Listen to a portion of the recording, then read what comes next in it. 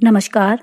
आज हम कक्षा 11 की पुस्तक आरो के पाठ घर की याद की व्याख्या करेंगे, जिसके कवि भवानी प्रसाद मिश्र जी हैं।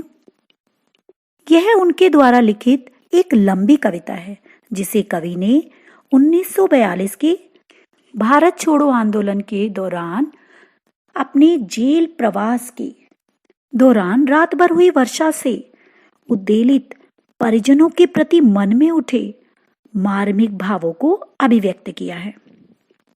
आज पानी गिर रहा है, बहुत पानी गिर रहा है, रात भर गिरता रहा है, प्राण मन घिरता रहा है, बहुत पानी गिर रहा है, घर नजर में तिर रहा है, घर की मुझसे दूर है जो, घर खुशी का पूर है जो, प्राण मन गिरना, प्राणों और मन में छा जाना, तिर तैरना, पूर खुशियों का भंडार, परिपूर्ण या समृद्ध। कवि 1942 के भारत छोड़ो आंदोलन के दौरान जेल में बंद है। वहां उसे अपने घर के प्रिय सदस्यों की बहुत याद आती है। वह भावुक होता है और कहता है कि आज बाहर बहुत अधिक पानी बरस रहा है, अर्थात बाहर मूसलाधार बारिश हो रही है, रात भर वर्षा होती रही है। वे कहते हैं कि रात भर हुई इस वर्षा ने मेरे मन की कोमल भावनाओं को जागृत कर दिया है। ऐसी तेज वर्षा में कवि की आंखों के सामने उसका घर और घर के सदस्य तैरते हुए नजर आने लगते हैं। जिस प्रकार बरसात से सारा वातावरण नम हो जाता है, उसी प्रकार उसका मन घर के सदस्यों की यादों से नम हो गया है। उसे कारावास में अपने घर के सदस्य और अपना घर बहुत याद आने लगता है। कवि अपने घर से बहुत दूर है। अपने घर को याद करते हुए वे कहते हैं कि मेरा घर खुशियों से भरा हुआ है, परंतु दुर्भाग्य से वही आज मुझसे दूर हो गया है। इस बारिश के कारण उसे घर के सदस्यों की, अपने घर की याद आने लगती है और उसकी आंखों से आंसू बहने लगते हैं। वह अपने घर के सदस्यों की स्मृतियों में खो जाता है। घर नजर में तिर रहा है में रवर्ण की आवृत्ति से अनुप्रास अलंकार है और कवि ने इसमें सीधी और सरल भाषा से अपने मन के दुख को व्यक्त किया है।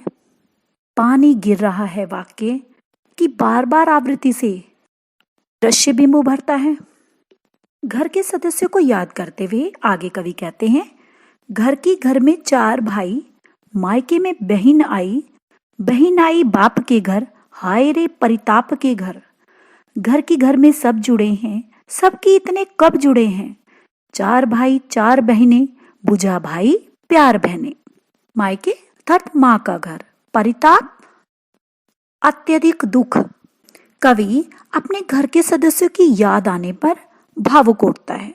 उसे अपने भाई बहनों और उनके आपसी प्यार की बहुत याद आती है और अपने परिवार के उन सदस्यों को याद करते हुए वह कहता है कि उसके घर में 4 भाई हैं और आज उसकी विवाहिता बहन भी अपने मायके अर्थात माँ के घर आई होगी और जब वो वहां आई होगी तब उसने आकर यहाँ देखा होगा कि उसका एक भाई वहां पर नहीं है और उसको वहां ना देखकर वह बहुत दुखी होगी। सावन का महीना होने के कारण कवि यह अनुमान लगाता है कि उसकी बहन इस समय मायके आई होगी, क्योंकि सावन में ही रक्षाबंधन का त्योहार, तीज का त्योहार आता है और उस अवसर पर विवाहिता अपने मायके आती हैं और इस अवसर पर जब वह अपने ससुराल से अपने मायके आई होगी और वहां वो सबको देखकर खुश होती है, लेकिन जब वो वहां आकर देखती है कि उसका भाई यहाँ पर नहीं है तो वह बहुत दुखी हुई होगी। परिवार की उस वर्तमान स्थिति को देखकर ऐसा लगता है मानो उसकी बहन अपने पिता के घर ना आकर कष्ट और दुख के घर आ गई है। कवि कहना चाहता है कि उसके जेल जाने से घर में उदासी छा गई है। अपने घर के विषय में बताते हुए कवि कहते हैं कि मेरा घर वास्तव में एक सुखी घर है, क्योंकि घर के सभी सदस्य एक दूसरे से जुड़े हुए हैं, अर्थात सभी भाई बहनों में आपस में गहरा स्नेह, गहरा प्यार है। चारों भाई चारों भुजाओं के समान हैं। भाइयों को भुजा के समान कहने का अर्थ है कि वो सहयोगी, कर्मशील और बलिष्ठ हैं, और बहनें स्नेह का प्रतीक हैं, क्योंकि उनमें अपने भाइयों के प्रति अत्यधिक स्नेह की भावना है और हम सभी के बीच प्रेम और स्नेह का अटूट रिश्ता है। भुजा भाई में अनुप्रास अलंकार है। भाइयों को इन पंक्तियों में भुजा के समान, कर्मशील और बलिष्ठ बताया गया है, तो बहनों को स्नेह का प्रतीक बताया है। कवि की भाषा सहज सरल है और इसमें कवि ने घर की स्मृति का बहुत सुंदर चित्रण किया है। और माँ बिन पढ़ी मेरी, दुख में वह गढ़ी मेरी, माँ की जिसकी गोद में सिर, रख लिया तो दुख नहीं फिर। माँ की जिसकी स्नेह धारा का यहाँ तक भी पसारा, उसे लिखना नहीं आता, जो कि उसका पत्र पाता। गढ़ी अर्थात सहारा, स्नेह धारा प्रेम की भावना, पसारा उसका प्रसार या उसका फैलाव। इन पंक्तियों में कवि को जब अपने घर के सदस्यों की याद आती है, वो भावुक उठता है, तो उसे अपने भाई बहनों के साथ साथ अपनी माता के स्नेह की भी याद आती है और वो उन्हें याद करते हुए कहता है कि मेरी माँ पढ़ी लिखी नहीं है और वह मेरे जेल जाने के कारण दुखी और आहत होगी। ये अपनी माँ की ममता का, उसके स्नेह को याद करते हुए कहता है कि उनकी गोद में सिर रखने से उसके सारे कष्ट और दुख दूर हो जाते हैं। अर्थात माँ का स्नेह भरा स्पर्श पाकर कवि अपने सारे कष्टों को भूल जाता है।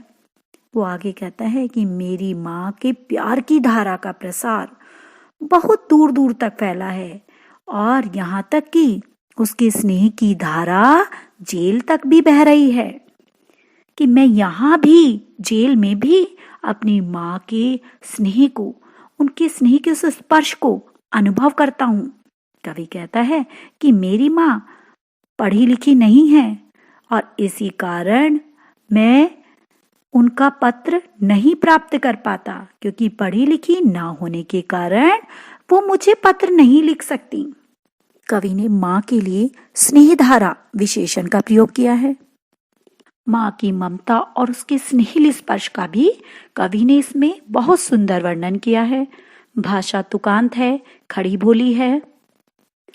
पिताजी जिनको बुढ़ापा एक क्षण भी नहीं व्यापा, व्यापा अर्थात अनुभव हुआ, जो अभी भी दौड़ जाएं, जो अभी भी खिलखिलाएं, मौत के आगे न हिचके, हिचके अर्थात डरें, शेर के आगे न बिचके, बिचके का अर्थ है घबराएं, बोल में बादल गरजता, काम में झंझा लरजता, झंझा अर्थात तेज हवा या आंधी, लरजना का अर्थ है कांपना या डरना।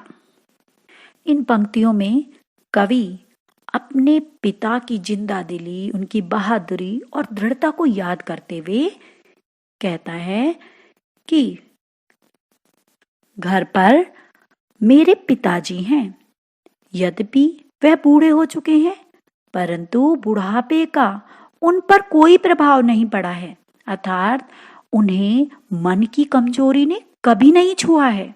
आज भी उनके हृदय में नवयुवकों जैसा उत्साह और साहस है।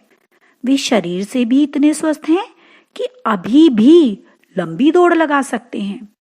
वे अभी भी युवाओं की तरह खिलखिलाकर हंस सकते हैं उनमें युवाओं जैसी चुस्ती फुर्ती है, अर्थात वे प्रसन्नता और उल्लास से भरे हुए हैं।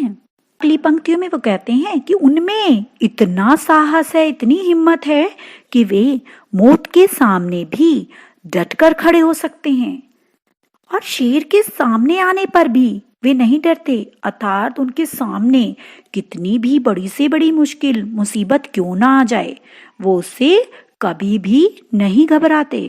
अर्थात उनके मार्ग में मौत जैसी भयंकर बाधा भी आ जाए तो भी वे हंसकर उसका मुकाबला कर लेते हैं। उनकी आवाज में बादलों के समान गर्जना है, उनके कार्यों में आंधी तूफान जैसा कंपन है, अर्थात वे जब भी कोई कार्य करते हैं तो ऐसा लगता है जैसे आंधी तूफान आ गया हो, अर्थात उनमें इतनी अधिक स्फूर्ति और गति आ जाती है। कहने का अर्थ है कि पिताजी की उम्र का प्रभाव उनके किसी भी कार्य पर नहीं पड़ा है। आज भी उनकी इच्छा शक्ति दृढ़ है और अद्वितीय है। बुढ़ापे में व्यक्ति निराश, उदास और बुझा बुझा सा रहने लगता है, लेकिन उनके पिता इसके विपरीत हैं। उनमें उत्साह, साहस, गतिशीलता है। इन पंक्तियों में कवि ने अपने पिता के प्रभावशाली व्यक्तित्व का वर्णन किया है। बुढ़ापा होते हुए भी बुढ़ापा नहीं आया, अतः यहाँ पर उन्होंने विशेषोक्ति अलंकार का प्रयोग किया है। अभी भी में अनुप्रास अलंकार है। बोल में बादल गरजता तथा काम में झंझाल अरसता में उपमा अलंकार का प्रयोग किया गया है। आज गीता पाठ करके दंड 260 करके खूब मुगदर हिला लेकर मूठ उनकी मिला लेकर जबकि नीचे आए होंगे नैन जल से छाए होंगे, हाय पानी गिर रहा है घर नजर में तिर रहा है।